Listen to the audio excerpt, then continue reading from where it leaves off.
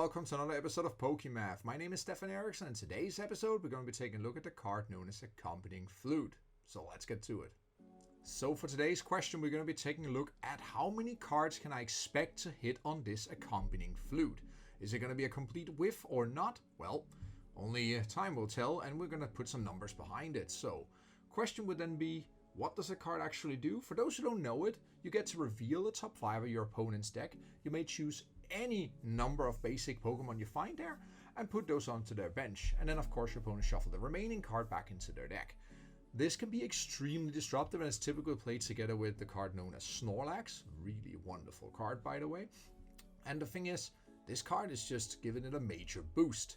And for those who've seen at the now recent NAIC, we also saw this deck being played. Not the most popular deck in the field, but certainly a contender to be reckoned with.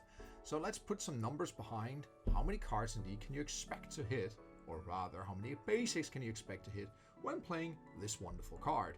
And then let's get into how are we going to solve it. Indeed, Slowpoke, we're going to be making use of a good old known fella here. The first episode here for my Pokémath series, that's quite a while ago already, but it's still very relevant for how we're going to solve this. So for those who know, we're going to be taking a look at the hypergeometric distribution, and if you want a more, say, thorough explanation, episode 1 is there for you. Here we're going to give you the short version, and the way it essentially works is you kind of segment the deck, in this case the target decks of your opponent's deck, into 3 separate components. First you have M over X, and this is the choose function, so a binomial coefficient you can also call it. But for those who just want it simple, you can think about this all possible ways of drawing, say, X basics from all the possible M basics in your opponent's deck. Of course there's going to come some assumptions here as you can already feel, but there's going to be some pretty good educated guesses around here. So you should think the first part of my opponent's deck is, what do I actually want to hit, right? That's the basics. And then you can also think, what is the remainder? Well, there's all the possible ways of drawing all the other cards from your deck, so all the non-basic, or from your opponent's deck, of course. This, of course, you have to divide by all possible combinations that you can draw n number of unordered cards. The point is here we need to make a few assumptions. So the first assumption we would have to make in this whole setup here is the number of cards that are left in your opponent's deck, because this will greatly influence your chances of actually striking a basic. Of course, we're also assuming that there should be space left on your opponent's bench. Let's not forget that. I didn't write that up here, but that should be a given. Otherwise the card is not really good, is it now? And of course we should also have an idea about how many basics there are left in your opponent's deck. Otherwise this can become rather tricky. So how are we going to solve it? Well, we're going to be taking a look here for just an example set for now. And we're simply going to insert the numbers that we have and solve it and see what we get. So what we're going to do here, we want to actually see what the probability of hitting 0, 1, 2, 3, 4, 5 is. Let me already know there's more ways to do this, and I'm going to do just a step-by-step way. But you can also think of it, instead of saying 1, 2, 3, 4, and 5 and add all those possible outcomes up, we can also just say 1 minus the probability of not hitting any basic. Because remember, the probability of something happening is always equal to 1 minus the probability of that something not happening. So you can also think it exactly the same way here. So that is, for this first way here, we're just going to try and solve for all these different numbers. So for this base scenario, let's assume that there are 47 cards left in my opponent's deck. Why 47? Well, imagine you won the coin flip, you're going first, which means that your opponent, in this case here, they drew 7 cards to the deck, they put 6 prizes aside, assuming a normal standard game, of course. That leaves, my math is correct, but correct me if I'm wrong, there'll be 47 cards left in their deck. Of course, you could have had mulligans, but we are not, we're borrowing this from mulligans, so this will be the highest number of cards that can ever be in my opponent's deck. Because if they start playing their turn, they will have a draw and so forth, and probably search a few cards, so 47, absolute max. We also now, for the explanation here, assume there's 10 basic left in the deck. There's of course a reason why I choose 10, but we'll get to that in just a moment. So what, indeed, we choose n equals to 5, of course, because you draw 5 cards from the deck, or rather you reveal top 5, right?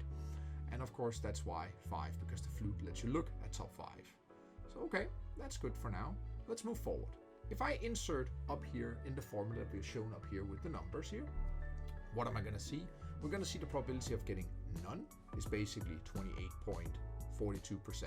I put all the numbers here in decimal, but you can just multiply by 100 and you get in percentage. I prefer the decimals personally.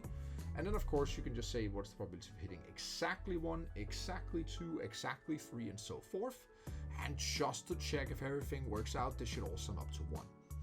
If you calculate any probabilities and it doesn't sum up to 1, you're probably doing something wrong. So this is the case I would actually look here. So just to say, okay, the probability of hitting exactly 1 is 43%. That's not too bad, if I may be honest.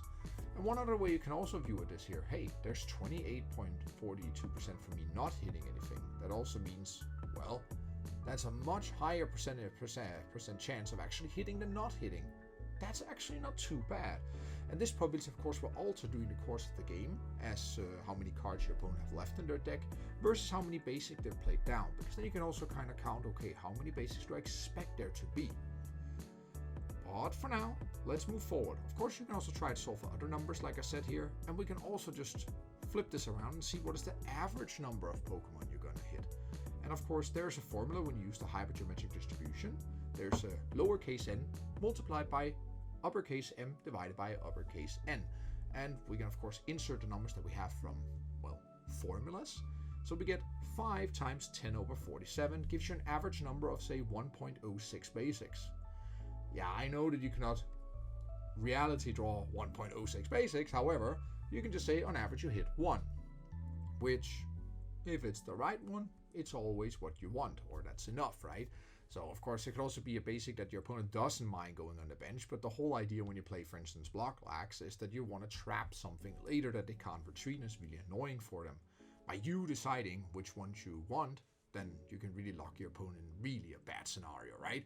And of course, remember the flute says you may. You don't have to take any, you may.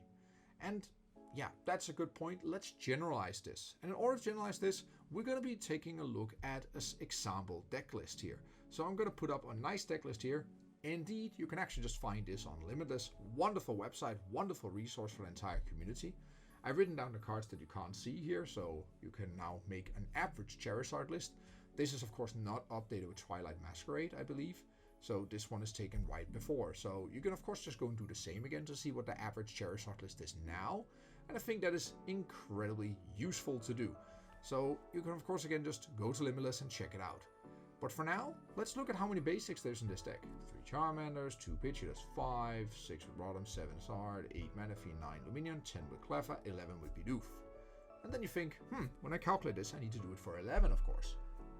No, because in order for you to play the card, your opponent has to have at least 1 basic. So that means in bare minimum, or maximum number of basics actually, there's going to be 10 left in their deck. Of course, if you observe they start with more than 1 basic, you can of course adjust this number. And that of course makes it useful when you're going to be looking at the following sheet we're going to be taking a look at here. Because I've solved it for all possible numbers with this here. And you can check in the description below. I'm actually going to upload the sheet I'm going to show you now, so you can actually just go and test it for yourself. I think this is incredibly useful to do. So let's take a look at it. Gonna give you a little explainer, and then later you can go and try it for yourself, which is super cool. I hope at least. So ta-da! Excel spreadsheet stuff coming in here. And before you get all confused, there are 2 boxes here.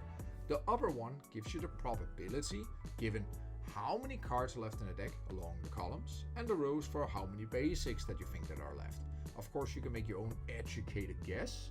And then of course the one we just calculated from here is all the way in the upper left corner where you see 0.7158. That is the probability of hitting at least 1 basic. So the entire upper sheet here gives you the probability of hitting at least 1 basic given these input. So what is the one below? Well, you may recognize the number also from 1047 because that was the 106. The one below you simply see what on average is the number of basics that you hit. So I've solved for both of them, and you can see it back in the file that I'm going to be uploading here as well. And you can of course just click on the link below and it's right there. And of course, if you enjoy this here and you want to do some math, or you think, hey, you missed something, don't hesitate to ask, because we're all here to learn from each other, right? I'm just here to solve some things that I think is very interesting. So some other notes before we end today, because will you always play this card? Like, suppose you're sitting with it in hand and you know, and actually when I think about it, there's very limited scenarios where I can think about you not going to play this card. So you can always just get some information from your opponent's deck. There's also something of value. Of course, you also cannot play it, I believe, if the opponent has full bench. You can always check the rulings for that, but it should be quite logical. Just like you cannot play a nest ball in your own deck, own field when your bench is full. Same idea, right? So that's one thing you can think about, or you need to keep the card because you need this card fodder for an Ultra Ball or something like that. And of course, you've seen something comparable to Misfortune Sisters. They're quite alike, because Misfortune Sisters, of course, looks at top 5 also, but then hits items, and then you can remove those. The biggest difference here, as you may notice, the Flute is Trainer, and Misfortune Sister here is Supporter, right? So that means Misfortune Sister can only play 1 per turn, but it doesn't come with the other thing that you cannot play it if your opponent's bench is full, say. You can always play Misfortune Sisters. Unless I believe, actually, I need to check that out, if you can play Misfortune Sister or the Flute if your opponent has 0 cards in deck. But if that ever happens, just pass the turn and you're good. I promise. With that said, I think that is all what we have for you today. So what did we learn? We just looked at the probability of discarding 1, 2, 3, 4 basics, and actually it should not be discarding, it should be playing or hitting. So let's fix that. Hopefully that worked with some editing magic when you play Accompanying Flute. And with all that said here for today, I hope you enjoyed this class in Stefan's Classroom. I hope to see you back for another class in Stefan's Classroom. Bye-bye.